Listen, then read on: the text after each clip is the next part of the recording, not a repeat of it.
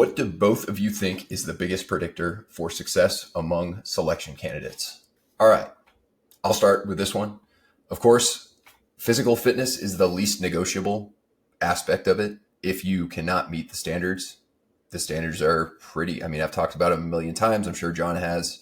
There are by the book standards, and there are, standards to kind of shoot for if you really want to feel confident and peace of mind going in.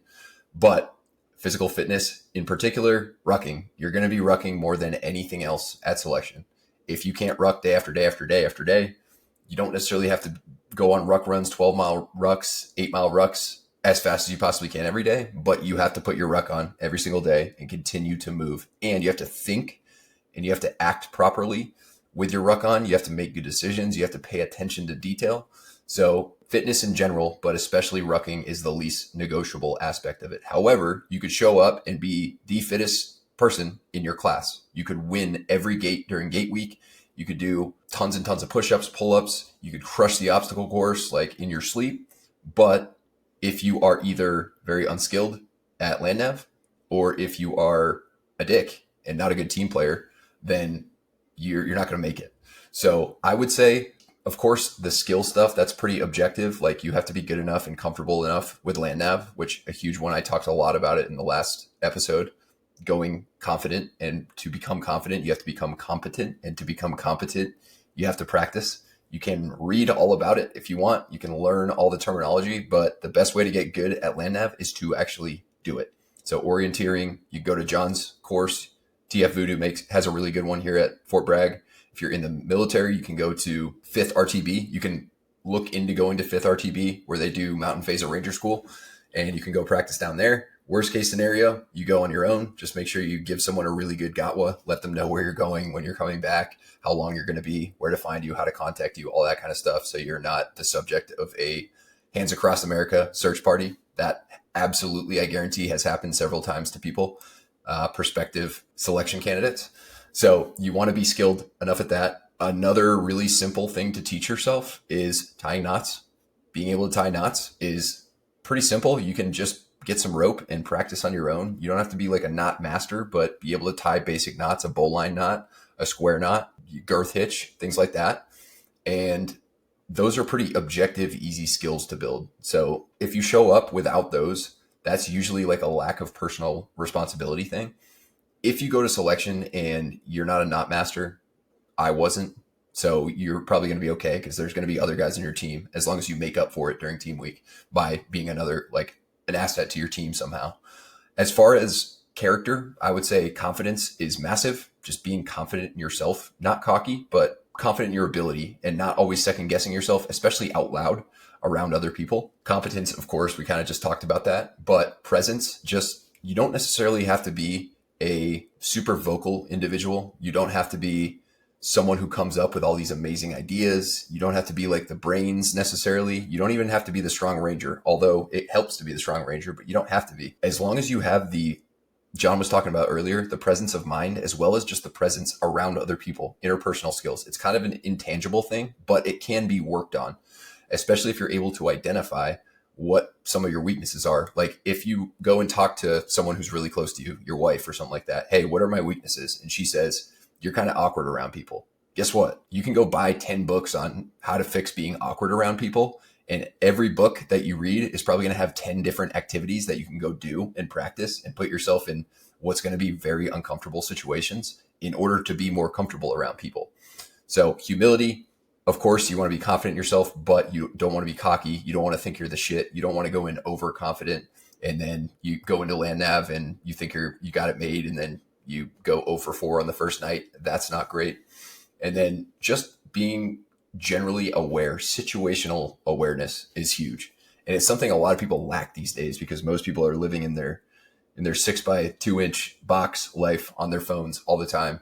And just being aware of other people around you, the environment around you, looking around, seeing like, what can I do right now? I'm talking more like team week. What can I do right now to enhance the team's operability? What can I do right now to give someone else on my team some assistance in order to finish this event sooner? How can I help someone else? Being aware like that, and not just like stuck in your own little 2 by 2 foot bubble and just thinking about how miserable you are and how bad you want to go home and how bad your feet hurt and is this going to end? It's going to end eventually, but sometimes it doesn't feel like it's going to end.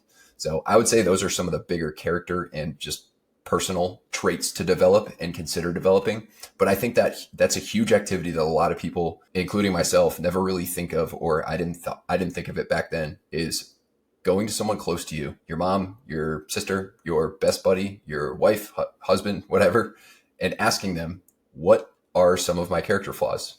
Just be honest with me. And being able to identify them is huge, because during team week, when you're stressed, tired, hungry, sore, banged up, your character flaws that may be pretty tame and not super problematic most of the time are going to be magnified. They're going to be way, way, way more apparent. And the cadre will notice, your teammates will notice, and it's just not a good look. So I would say that was quite a few, but that would be some things to start considering is building those traits and those skills. Yeah, I want to touch on the character flaw one. That's something I have my guys do that maybe the guys that are a little bit more awkward or maybe have a little bit of social anxiety, things like that, is get the books, read the books, but you're not just like binging the information. You're looking for gold nuggets that you can actively implement into your life. Take notes on the book, write things down, create a plan to start implementing. If you're just reading, then it's entertainment, right? Yep. So look for ways to actually implement those things. And then also, like when you're asking people about like your expanders, right? This is why we establish those people, those trusted people who are going to give us constructive feedback.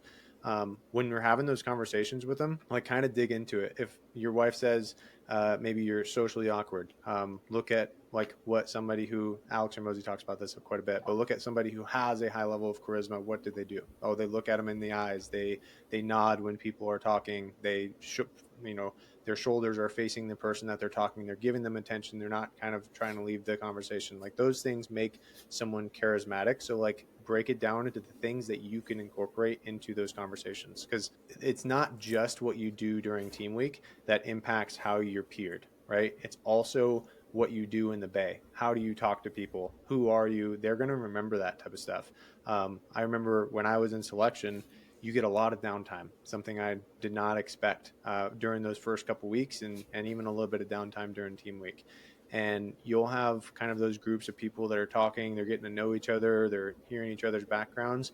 Then you also have other guys that are sitting on the other side of the bay between the bunks, just staring at the floor or something. Like, don't be one of those guys. You don't have to be a class clown, but just engage in conversation, get to know people.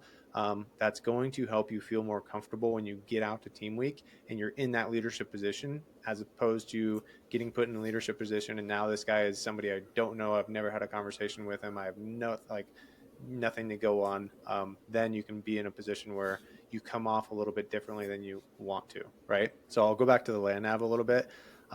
What I always tell guys is you don't need to be a land nav expert. You don't need to, be a professional with a map and compass, but you do have to feel comfortable in the woods. Like they're going to teach you everything you need to know about how to plot points, how to shoot an azimuth, how to do resection, intersection, all that type of stuff. Like the land nav classes there are really good. Nobody goes out there and fails due to a lack of knowledge. They fail because they get into a scenario, maybe it's the first time they've been in the woods at nighttime, and they start to freak out and make a bad situation worse by making a bad decision. I came from the city. I did not do any land nav, nothing growing up. But luckily, when I was 19 years old at my first duty station, I got obsessed with hunting and I started spending a lot more time in the outdoors.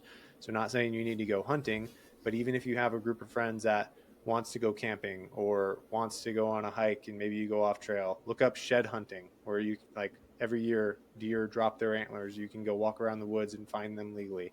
Like those things are going to build your comfortability in the woods. And then when you pair that with expert land nav advice, you perform really well.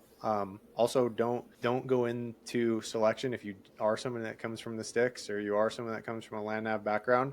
Don't go into selection thinking you know it all. Like those cadre have trained and taught hundreds and hundreds of other selection, candidates. They know the course, they know what it takes to get you selected. So listen to what they say about that specific course and then go implement it. In a team week environment, confidence is huge, but I kind of want to reinforce that you don't need to necessarily feel confident. Very true.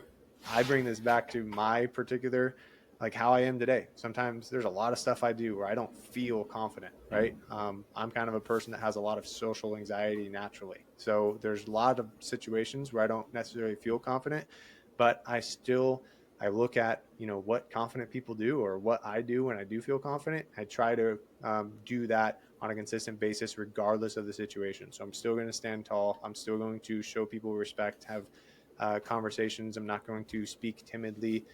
If I have something come up, I'm going to voice my opinion. And even if you don't search for this feeling or this magical click that you're going to just feel confident, just do the things that confident people do, right? Kind of a weird way to put it, but Yeah, I would just, not to cut you off, but that one's huge because even if you have to have a little bit of false bravado to like make yourself seem confident, even if you don't feel it, the more often you do that and realize that nothing bad happened and you got through to the other side, and other people may show signs of the fact that they think you're confident, you create more evidence that even if you're not 100% confident, that actually like kind of in a roundabout way builds your confidence in the future, because you have this pile of evidence next to you that you can indeed, even if you're not feeling great, make people think that you are confident. And it kind of makes you think yourself that you're confident. And it's kind of like this weird, intricate way to develop confidence, whether you feel a shit ton of confidence or you really don't. So really good yeah, point.